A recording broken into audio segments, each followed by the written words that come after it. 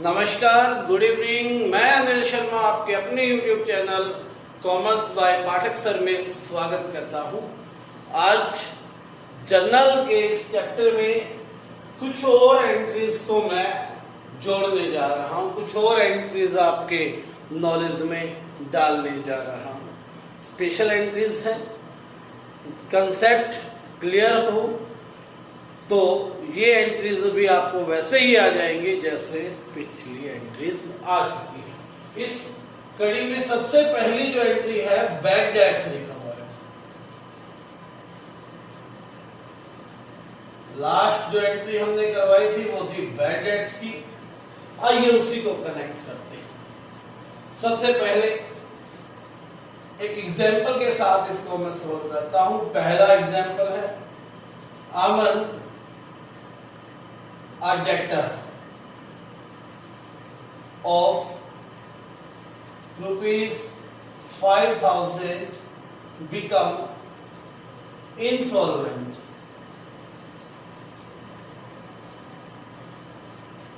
40 पैसा of 1 rupee is only recoverable. ये entry थी बैड डेट्स की। जब बैड डेट हो कि अमन से हमने 5,000 रुपए लेने थे, वो इंसॉल्वेंट हो गया, यानी कि ऐसी पोजीशन में पहुंच गया कि हमारे पैसे नहीं दे सकता। ही बिकम्स बैंकरप्ट। उससे हमने जो रिकवर कर पाए वो 1 रुपए में से 40 पैसा, यानी कि 100 पैसों में से 40 पैसा 40 पैसे। ठीक है, तो 40 पैसे 100 पैसों में से तो कितना हो गया? 40% हो गया। तो 40% रिकवर कर पाया। तो 5,000 का 40% कितना मिला हमें? 2,000 रुपए हमें मिले। तो कैश हमारे पास आया 2,000 रुपए। Cash account debit 2,000। कितना हमें नहीं मिल सका जो हमारा डूब गया, बैड डेट हो गया 3,000 टू अमन 5,000। जब हमने बैड डेट्स की वीडियो पे समझाया था आपको, तो ये 5,000 रुपए का जो डेटर था उससे हम क्रेडिट कर चुके हैं। हमने ये मान लिया भाई ये हमारे गए, अब नहीं आने, अकाउंट्स में हमने उसको खत्म कर दिया। ठीक है, 2,000 कैश आ गया, ठीक है। 3,000 जो बैलेंस था हमने काटा मार दिया, अकाउंट्स में उसका नाम नहीं है। अब कभी वो भूल चुके, ठीक है, अमन a bad debt paid their amount of rupees 3,000। अब फ्यूचर में यदि उसके पास पैसे आ जाते, वो 3,000 रुपए अपने दे जाए, तो हमारे उसमें तो अमन है ही नहीं। अब ठीक है, सपोज करें हम ये एंट्री करें, cash account debit to Aman. Suppose करते हैं, 1 मिनट के लिए। इसका मतलब अमन से कैश आए, किस बात के आए भाई? क्योंकि माल बेचा नहीं, कुछ और नहीं। पिछला जो बैड डेट था, हमने पिछले जब अकाउंट्स बनाया तो वो कैंसिल हो गया, वो अकाउंट ही पूरा डिलीट हो चुका है, खत्म कर चुके हैं, बराबर हो चुका है। तो ये अमन से किस बात के आए? तो कंफ्यूजन पैदा हो जाएगी। तो अब हमें इस कंफ्यूजन को रोकने के लिए एक नया अकाउंट खोलना पड़ेगा, बैड डेट्स रिकवर। भाई कैश आया, किससे आया? जो बैड डेट्स हो गया था टू बैड डेट्स रिकवर्ड 3,000 ठीक है, याद रखना जो अमाउंट बैकडेट हो गया था अब अगर आएगा तो हमारे लिए इनकम है। नॉमिनल अकाउंट में इनकम को क्रेडिट किया जाता है। आपको पता है कैश हमारे पास आया, पंप इन है तो डेबिट कर दिया। तो उम्मीद करता हूं पहली एंट्री आपको समझ में आ गई होगी। स्पेशल एंट्री थी जो फर्स्ट सम स्पेशल एंट्रीज में बैड डेट्स रिकॉर्ड की पहली एंट्री थी। दूसरी है आउटस्टैंडिंग एक्सपेंस। Second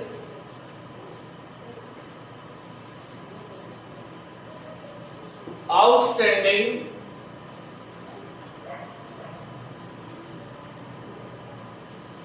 expense. ठीक है, आउटस्टैंडिंग एक्सपेंस क्या होते हैं पहली बात तो ये समझ लें। ठीक है, इसको समझते हैं। सुपोज करें कि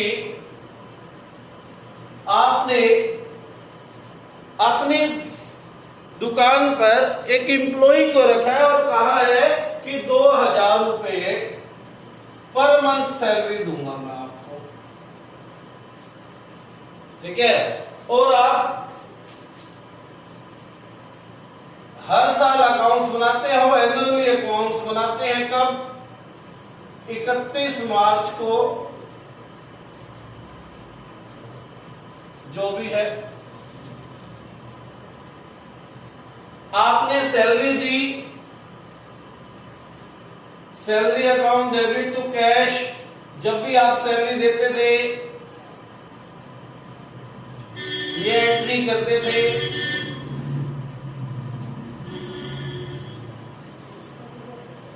आपके पास ऐसी सैलरी की एंट्री केवल 10 सैलरी की एंट्री थी। ठीक है, क्योंकि लेजर अभी तक क्लियर नहीं हुआ। लेजर में तो एक अकाउंट से ही क्लियर हो जाता है। अभी आपने एंट्री से ये मानो एंट्री आपने सैलरी की गिनी 10।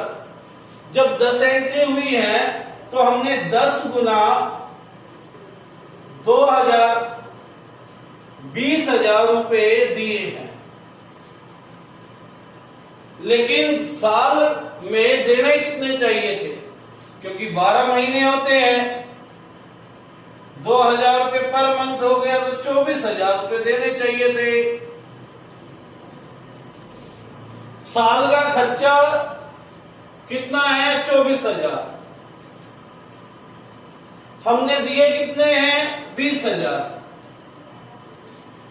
अब 4,000 मोर 4,000 इज टू पे। 4,000 और देने पड़ेंगे और जो अमाउंट हमने देना है ड्यू हो चुका, साल पूरा हो गया, 31 मार्च आ गई, अभी तक नहीं दिया। अगले साल में जब जाएंगे तो ये खर्चा नहीं, क्योंकि इसका हिसाब किताब पिछले साल में ही रखना है। पिछले साल के खर्चे पिछले साल तक।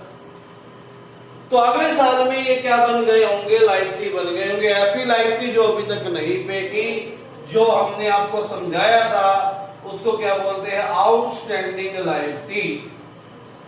आउटस्टैंडिंग लायबिलिटी कितनी? 4,000। ठीक है, तो सैलरी क्या करते थे आप? एंट्री जब सैलरी पे करते थे तो सैलरी टू कैश ऐसी 10 एंट्री आपने की है। लेकिन सैलरी आपको 24,000 रुपए करनी है पूरी। तो सैलरी अकाउंट डेबिट, कितनी सैलरी बाकी है? 4,000 रुपए टू आउटस्टैंडिंग सैलरी कितनी बाकी रह गई? 4,000 रुपए। सैलरी क्या है? आपका खर्चा है, नॉमिनल अकाउंट है। नॉमिनल अकाउंट में खर्चे को डेबिट करते हैं। और आउटस्टैंडिंग सैलरी आपका लायबिलिटी है, और लायबिलिटी इंक्रीज होती है तो क्रेडिट करते हैं। पहली बात, आउटस्टैंडिंग सैलरी जो है आपकी पर्सनल अकाउंट में। कौन सा? Representative personal account. ठीक है, तो उसके अकॉर्डिंग भी हम देखेंगे। तो हम क्या है, गिवर है उसको अभी सैलरी की। ठीक है ना, दी नहीं है। तो इसलिए क्या हो गया, 4,000 रुपए क्रेडिट हो गई। ठीक है, तो क्या एंट्री हो जाएगी, salary account debit to outstanding salary. याद रखना खर्चा लिखना है 4,000, आउटस्टैंडिंग सैलरी अभी भी क्या है, क्रेडिट। ठीक हो गई बात। Salary account debit to salary, तो आउटस्टैंडिंग एक्सपेंस क्या हो गए, वो खर्चे जो साल पूरा होने तक ड्यू हो चुके हैं लेकिन अभी तक पे नहीं किए गए हैं, तो ये क्या हो जाएगी, आउटस्टैंडिंग सैलरी अकाउंट हो जाएगी। तो salary account debit to outstanding salary. उम्मीद करता हूं समझ में आ गया होगा। ठीक है, नियम वही, salary account nominal debit, outstanding salary, जिनको सैलरी देनी है गिवर क्या करेंगे, 4,000। ठीक है, उसके बाद है prepaid expense. Third special entry है प्रीपेड एक्सपेंस।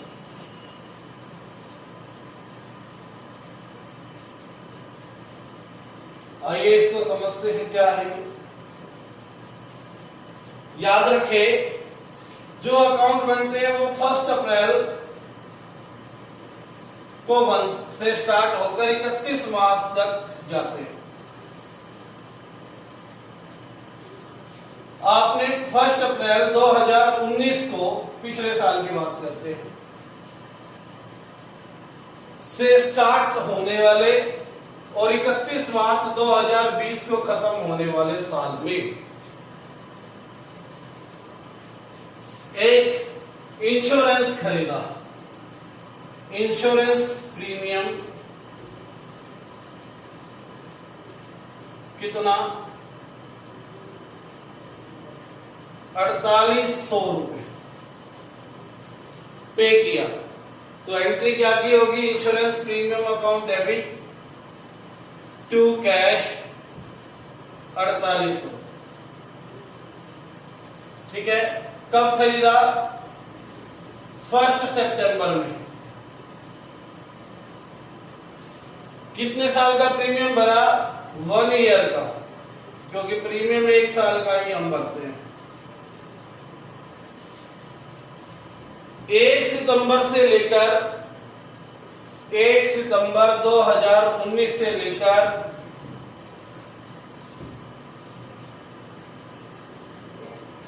31 मार्च 2020 तक का प्रीमियम का अमाउंट कैलकुलेट करना पड़ेगा। इस साल का खर्चा कितना है इस 4800 में से, ये तो 1 साल कब तक का हो गया, 31 अगस्त तक का हो गया प्रीमियम, तो आपने भरा, लेकिन साल कब खत्म हो रहा है,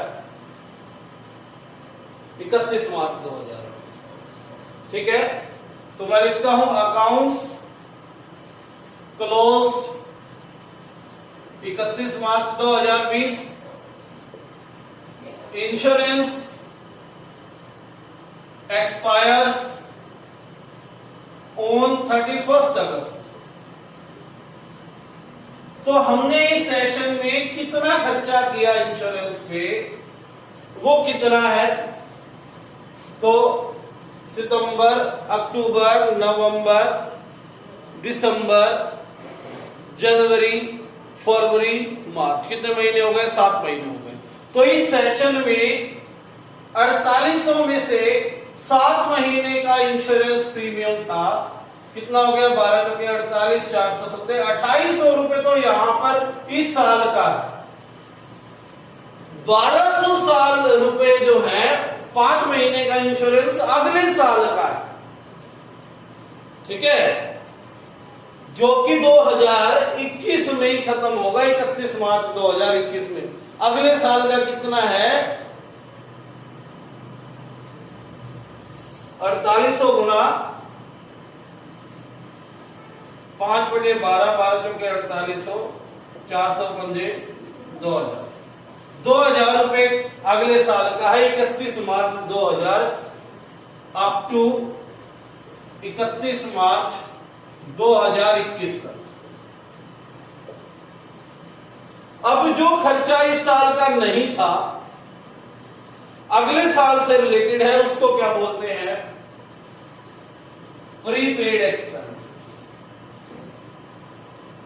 ठीक है, the expenses which are not related to the current year but have been paid, जो खर्चे इस साल से रिलेटेड नहीं है लेकिन पे किए जा चुके हैं, वो खर्चे कौन से होते हैं?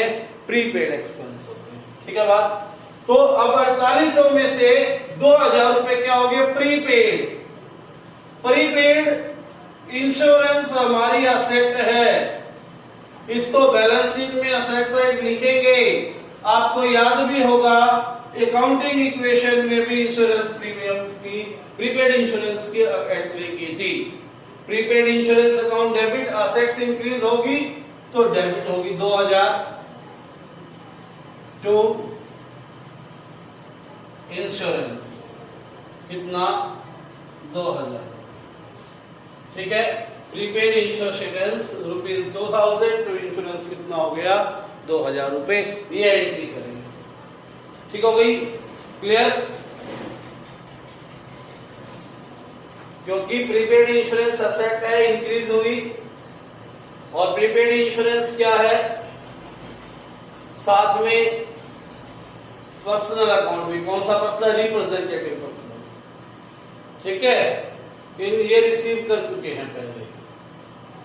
टू इंश्योरेंस, इंश्योरेंस वैसे तो खर्चा था लेकिन यहां पर खर्चा क्या हुआ? हमने कम कर लिया अगले साल। ठीक है ना, अगले साल का खर्चा क्या कर लिया? कम कर लिया, इसलिए क्या हो गया? क्रेडिट हो गया। तो क्या एंट्री हो जाएगी? Insurance premium account debit, sorry prepaid insurance account debit to insurance premium account, prepaid insurance account debit to insurance premium account. उम्मीद करता हूं समझ में आ गया होगा। उसके बाद ये थर्ड था। देन फोर्थ है डेप्रिशिएशन।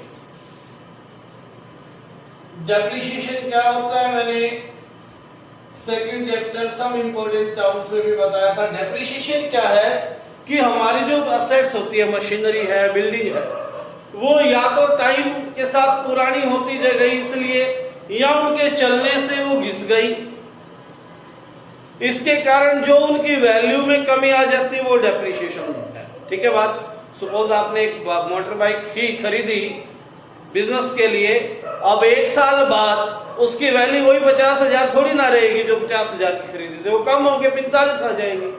तो 5,000 जो वैल्यू कम हुई वो आपका डेप्रिशिएशन। तो पहली बात, डेप्रिशिएशन क्या है? एक तरह का लॉस है, और लॉस क्या होता है? नॉमिनल अकाउंट होता है। तो डेप्रिशिएशन अकाउंट डेबिट के लॉस को क्या करते हैं? डेबिट करते हैं। टू किस पे लगा? मशीनरी पे लगा, क्योंकि मशीनरी कम हो गई, मशीनरी गोज आउट हो गई एक तरह से, तो इसलिए क्रेडिट हुआ। बिल्डिंग पे लगा तो बिल्डिंग क्रेडिट हो जाएगी। ठीक है, लैंड पे नहीं लगता। समझ में आ गई? मशीनरी पे, बिल्डिंग पे, फर्नीचर पे जो भी वैल्यू कम हुई वो क्रेडिट कर देगी। डेप्रिशिएशन लॉस है, नॉमिनल अकाउंट में लॉस डेबिट होते हैं। मशीनरी, बिल्डिंग, फर्नीचर यहाँ गोज आउट हो रही है इनडायरेक्टली, या कहे तो असेट इन डिक्रीज हुई। असेट की डिक्रीज को हमने अकाउंटिंग इक्वेशन में भी पढ़ा था, क्या होती है? क्रेडिट होती है। ठीक है, उसके बाद दो रह गई, पांचवी और छठी, दोनों इकट्ठी करेंगे। पांचवा क्या है? इंटरेस्ट ऑन कैपिटल और interest on drawings. Interest on capital, interest on drawings. ठीक है, इसको एक एग्जांपल से करते हैं। मान लीजिए एक व्यक्ति है राजू और इसकी दुकान है राजू बर्तन स्टोर।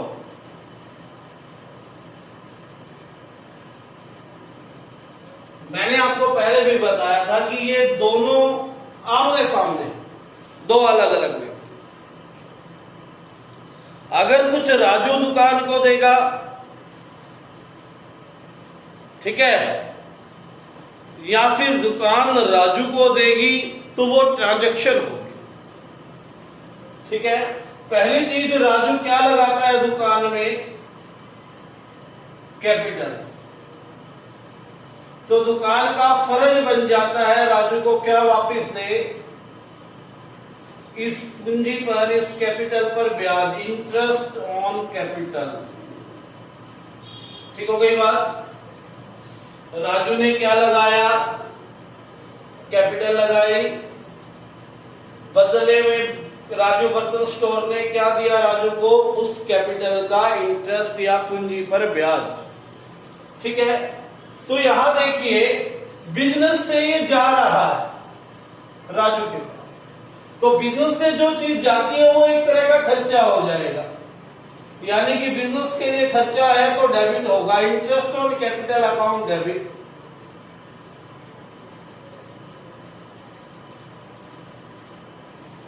टू, अब ये आई किसके पास? राजू के पास।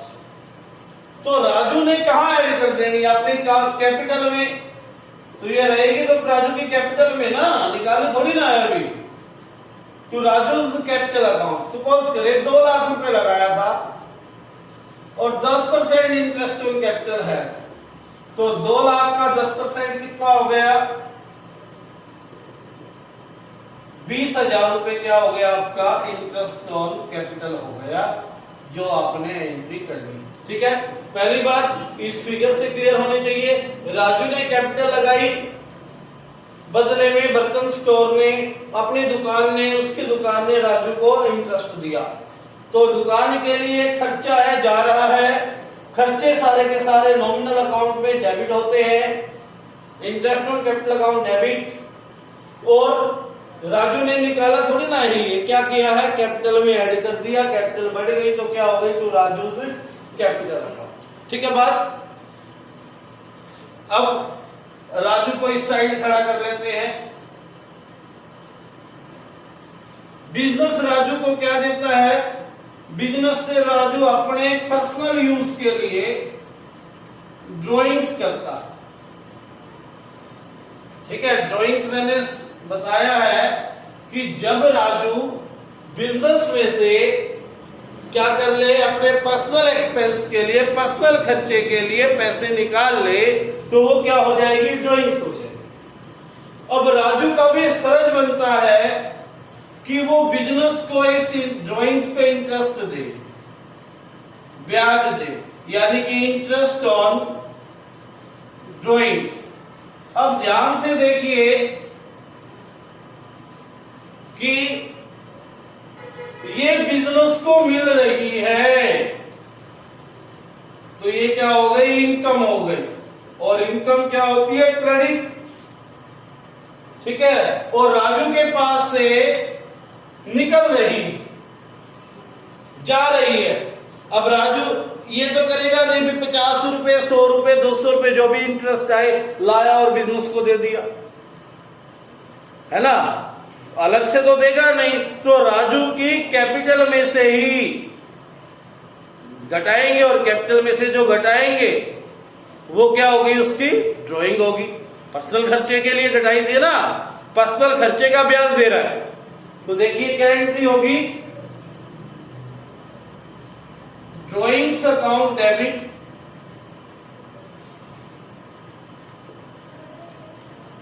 To interest on drawings.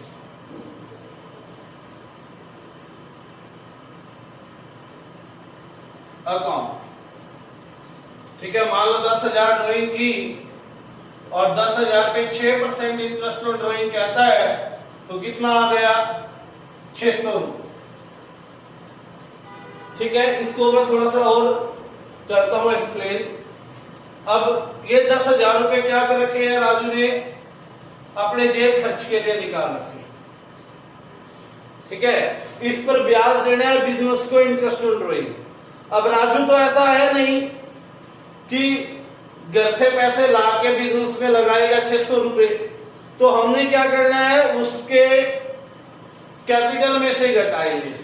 अब कैपिटल में से घटाएंगे, उसके पैसों में से घटाएंगे, यानी कि वो बिजनेस से ही पैसा लेगा और हमें इंटरेस्ट ऑन ड्रॉइंग देगा। और जब बिजनेस से पर्सनल खर्चे के लिए पैसा लेता है, इंटरेस्ट ऑन ड्रॉइंग भी तो उसका पर्सनल खर्चा एक तरह से, तो वो क्या हो जाएगी, ड्रॉइंग्स हो जाएगी। इसलिए ड्रॉइंग्स बढ़ गई, ड्रॉइंग्स अकाउंट डेबिट हो गया, और इंटरेस्ट ऑन ड्रॉइंग क्या थी, इनकम थी, उसको क्या कर दिया, क्रेडिट कर दिया, ठीक है। तो ये 5वीं स्पेशल एंट्री थी, इंटरेस्ट ऑन कैपिटल। याद रखें कि इंटरेस्ट ऑन कैपिटल क्या है, खर्चा है, डेबिट होगा। इंटरेस्ट ऑन ड्रॉइंग क्या है, इनकम है, क्रेडिट होगी, ठीक है। डेबिट क्रेडिट, फिर कैपिटल आपको interest on capital capital account से, और ड्रॉइंग इंटरेस्ट ऑन ड्रॉइंग को ड्रॉइंग से रिलेट कर देना। तो इलस्ट्रेशन नंबर 15 कंप्लीटली इसके ऊपर बेस्ड अपॉन है। इलस्ट्रेशन नंबर 15 जल्दी जल्दी से करवा देता हूं। डेट,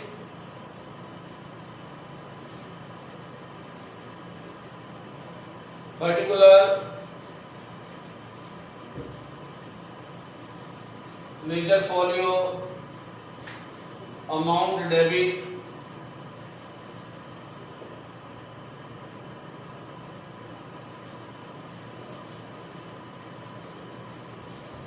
चलो स्टार्ट करते हैं। इलस्ट्रेशन नंबर 15 पहला कहता है, फर्स्ट 20,000 रुपए रिसीव हुए सुभाष से, जो कि पिछले साल बैड डेट्स क्या कर दिए थे, घोषित कर दिए थे। पहला, रमेश जो कि एक बैड डेट्स था, उससे 20,000 रुपए क्या हो गए, रिकवर हो गए। 20,000 रुपए आए, कैश कम्स इन, यानी कि कैश अकाउंट डेबिट।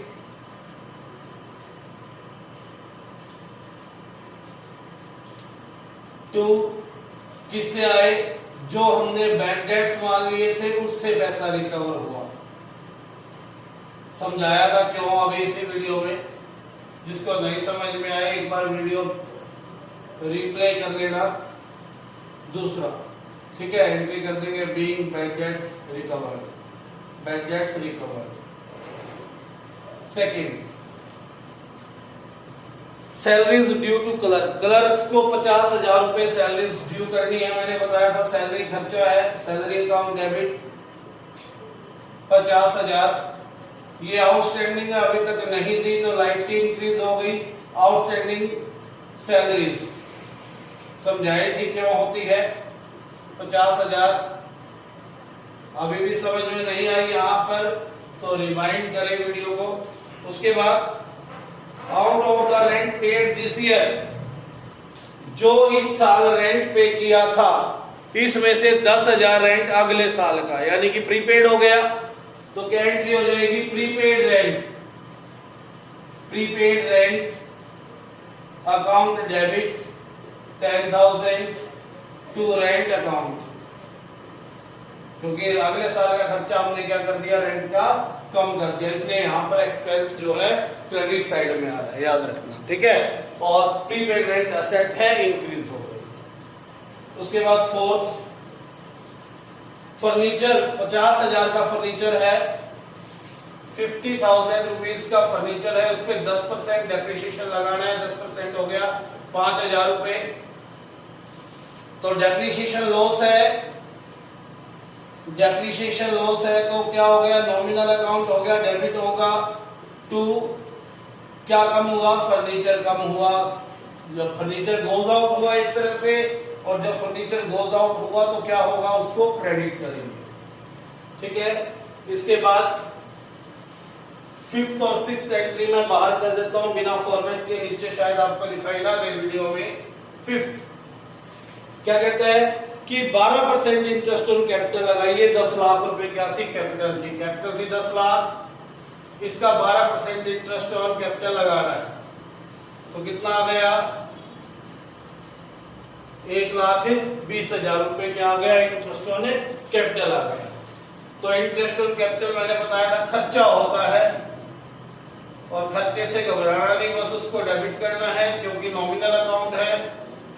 किस में ऐड हो जाएंगे, कैपिटल में से ऐड हो जाएंगे। Interest on capital account debit to capital account 126। Drawings है 8,000 रुपए, इंटरेस्ट ऑन ड्रॉइंग। मैंने बताया था ड्रॉइंग्स करके ही बिजनेस से और पैसे निकालने हैं इंटरेस्ट ऑन ड्रॉइंग पे करने के लिए। इंटरेस्ट ऑन ड्रॉइंग बिजनेस के लिए क्या है, इनकम है। फॉर्मेट बना के मैंने दिखाया था 8,000 रुपए इंटरेस्ट ऑन ड्रॉइंग के लगा दो। ठीक है, उम्मीद करता हूं ये समझ में आ गया होगा आज का टॉपिक। धन्यवाद देखने के लिए। इस चैनल को सब्सक्राइब कर लो अगर आपने अभी तक नहीं किया है। वीडियो को लाइक करें, ठीक है, और इसके अलावा इसको शेयर कर दिया करो भाई, जितने भी तुम्हारे ग्रुप में है ना, सबको शेयर कर दिया।